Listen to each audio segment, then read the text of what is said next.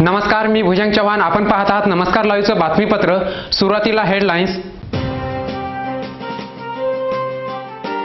जिल्ह्यात भाजपाला अंतर्गत हेवेदावीचा धोका. कोर कमिटीने तिकीट दिल्यास 26 रोजी अमिता चव्हाण भरणार उमेदवारी अर्ज. खासदार अशोकराव चव्हाण यांनी जाहीर केली अमिता चव्हाण यांची उमेदवारी. पहिल्या दिवशी नामांकन पत्र खरेदीस इच्छुकांची अनुत्सुकता. नांदेड उत्तरमधून केवळ एकाची उमेदवारी दाखल. सक्षम महिला देशाचे भवितव्य घडवतील. सहकार भारतीच्या अधिवेशनाला देशभरातून स्वयंसहायता बचत गटाच्या प्रतिनिधींची उपस्थिती. आता बातमीपत्र विस्ताराने. जिल्ह्यामध्ये काँग्रेस राष्ट्रवादीला फुटाफुटीचा धोका असतानाच भाजपामध्येही अंतर्गत हेवेदावे वाढले असून दावेदार नेते आपसापासून अलिप्त आहेत. त्यामुळे नांदेड भाजपासाठी आजचे दिनची भाषा व्यर्थ आहे. विधानसभा निवडणुका म्हटले की प्रत्येक मतदारसंघातून आणि प्रत्येक पक्षातून अनेक दावेदार आलेच. जिल्ह्यामध्ये काँग्रेस राष्ट्रवादीला फूट पडत चालली असून महायुतीमध्ये देखील हेवेदावे सुरू आहेत.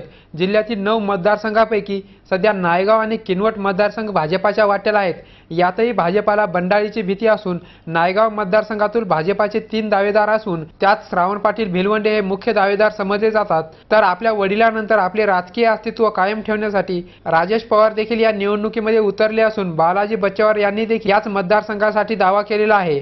तर किनवट मतदारसंघातून आमदार प्रदीप नाईक यांना आव्हान देण्यासाठी माजी खासदार डी.बी. पाटील यांचे नाव चर्चेमध्ये असतानाच माजी केंद्रीय मंत्री सूर्यकांत पाटील यांच्या नावाने देखील पक्षामध्ये चर्चेला उधाण आलेले आहे.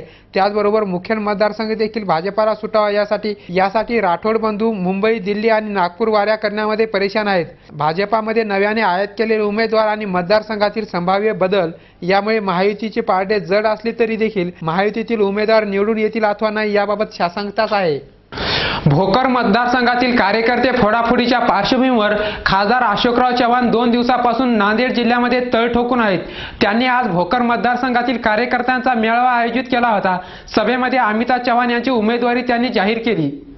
नांदेड जिल्ह्यामध्ये काँग्रेसची होत चाललेली वाताहत, खासदार अशोकराव यांच्या जुन्या भोकर मतदारसंघाला लागत जाणारे सुरुंग आणि जिल्हा परिषद अध्यक्षपदाची निवड या पार्श्वभूमीवर खासदार अशोक चव्हाण 2 दिवसापासून नांदेड जिल्ह्यामध्ये आलेले आहेत. आज त्यांनी शहरातील होम गार्डनमध्ये काँग्रेस कार्यकर्त्यांचा मेळावा घेतला.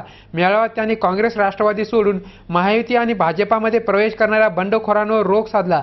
काँग्रेसमधील काही नेत्यांनी पक्ष सोडले आहेत, परंतु त्यांचा तो स्वभाव असून विरोधी पक्षांचे देखील ते काही भले करू शकणार नाहीत असे म्हणत त्यांनी बंद पडलेली कारखाने सुरू करण्यात आणि बुडालेली जिल्हा बँक उभारण्यामध्ये काँग्रेसने कशा प्रकारे सहाय्य केले याबाबत बोलताना व्यक्त केले. बंद पडलेले कारखाने आम्ही सुरू केले.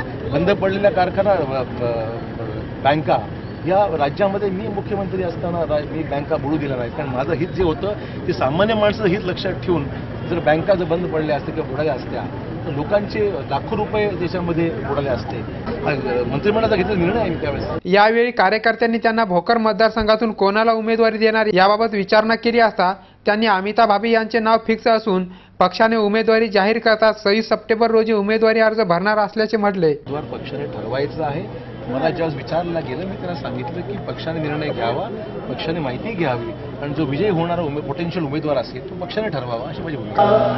26 तारखेला या आपण त्या ठिकाणी आपल्या फॉर्म भरायच्या दृष्टिकोनातून आपण सर्वांनी आलं पाहिजे. वेळ तुम्हाला कळवू त्याप्रमाणे 26 तारखेला फॉर्म भरायला येऊन 26 तारखेच्या मुहूर्तावर फॉर्म भरावा. आज आयोजित केलेल्या सभेला भोकर मतदारसंघातील नागरिकांची विशेष उपस्थिती होती. कार्यक्रमात तालुक्यातील सरपंचांना विशेष निमंत्रण देखील होते. वेळ झाली आहे छोट्याशा विश्रांतीची. तुम्ही पाहत राहा नमस्कार लाईव्हचं बातमीपत्र. घर बांधकाम, हॉटेल, मॉल, महाविद्यालय, बंगलो तसेच रुग्णालय बांधकामासाठी लागणारे vitrified tiles, wall tiles, granite, Kadappa, sanitaries item तांडून मिळण्याचे एकमेव ठिकाण म्हणजे सारडा ग्रेनाइट्स अँड मार्बल. घराच्या सुशोभीकरणासाठी बाथरूम, टॉयलेट, पार्किंग, किचनवटा आदींची उभारणी मार्बल शिवाय होणार कशी?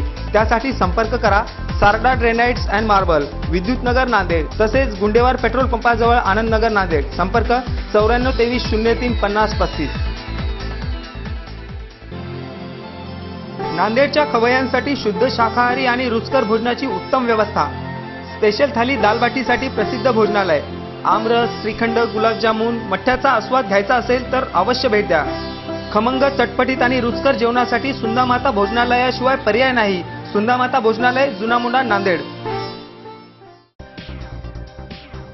शुभेच्छा पाठवा सुंदर बुकेसह. संपूर्ण भारतात आणि 190 देशात कुठेही बुके पाठवण्याची सोय फक्त फ्लॉवर अँड फ्लॉवर्सवर.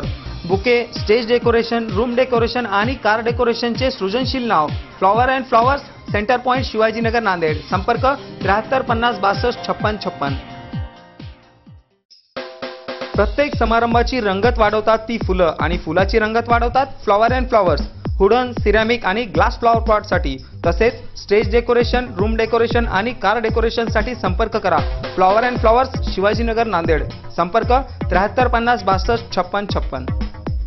विश्रांतीनंतर पुन्हा एकदा आपलं स्वागत. विधानसभा निवडणुकीचे नामांकन खरेदी करण्याचा आज पहिला दिवस. पहिल्या दिवशी इच्छुकांनी नामांकन खरेदी करण्यासाठी उत्सुकता दर्शवली. नांदेड उत्तरमधून केवळ एका इच्छुकाने उमेदवारी अर्ज दाखल केला.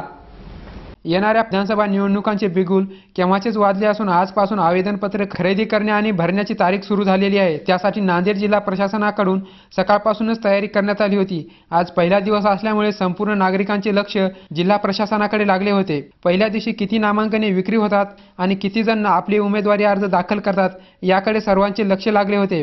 आज पहिल्या दिवशी इच्छुकांची नामांकने खरेदी करण्यासाठी विशेष अशी उत्सुकता दिसून आली नाही. नांदेड उत्तरमधून केवळ एक गफारखान पठाण या उमेदवाराने आपले नामांकन सादर केले. नांदेड जिल्ह्यातील 9 मतदारसंघापैकी नांदेड उत्तर 86 नांदेड उत्तर या मतदारसंघातून एका उमेदवाराने 2 उमेदवारी अर्ज दाखल करण्यात आलेले आहे. राज्यातील दोन्ही आघाड्यांमध्ये सध्या जागा वाटपाबाबत घोळ सुरू असून कोणत्याच पक्षाचे जागा वाटप न झाल्याने उमेदवारी जाहीर झालेल्या नाहीत. त्यामुळे उमेदवारांना आपली नामांकने खरेदी करता आलेली नाहीत. त्याचबरोबर संभाव्य उमेदवार जाहीर न झाल्याने मतफुटीचे राजकारण करणारे अपक्ष देखील आवेदनपत्र खरेदी करण्यासाठी फिरकलेले नाहीत. सहकाराच्या माध्यमातून ग्रामीण भागातील गोरगरीब महिलांना सक्षम बनविणाऱ्या स्वयंसहायता समूह बचत गटाच्या प्रतिनिधींचे म्हणजेच सहकार भारतीचे पहिले राष्ट्रीय अधिवेशन आज नांदेडमध्ये झाले. अधिवेशनाला देशभरातून बचत गटाचे प्रतिनिधी उपस्थित होते. दुर्लक्षित, पीडित, गरीब, शोषित आणि वंचित लोकांना सक्षम आणि प्रबळ बनवायचे असेल तर त्यांना त्यांच्या पायावर उभे केल्याशिवाय पर्याय नाही. त्यासाठी सहकार हा एकमेव मार्ग आहे. कदाचित पुढारलेल्या महिलांना हे समजले असावे म्हणून त्यांनी एकत्रितपणे येऊन स्वयंसहायता बचत गटाची निर्मिती केलेली आहे. संयुक्त दायित्व समूह प्रकोष्ठ त्यालाच म्हणतात. आज देशातील हजारो बचत गटांचे प्रतिनिधी शहरातील नवाकोठा भागातील माहेश्वरी भवन येथे जमा झाले होते. त्यांचे हे पहिलेच अधिवेशन होते. कार्यक्रमाच्या अध्यक्षस्थानी सतीश मराठे हे होते तर प्रमुख अतिथी म्हणून बीबी ठोंबरे यांची उपस्थिती होती. व्यासपीठावर जितूभाई व्यास, डॉक्टर वर्षाली किन्नळकर, रमेश शिंदे, शताब्दी पांडे, संध्याताई कुलकर्णी आदींची उपस्थिती होती. यावेळी मान्यवरांनी आपल्या भाषणामध्ये देशाच्या विकासाबाबत महिला कशाप्रकारे योगदान देऊ शकतात आणि आपल्या कुटुंबासोबत देशालाही सक्षम बनवू शकतात याबाबत आपली मतं व्यक्त केली. अच्छे पढ़े लिखे लोगों में भी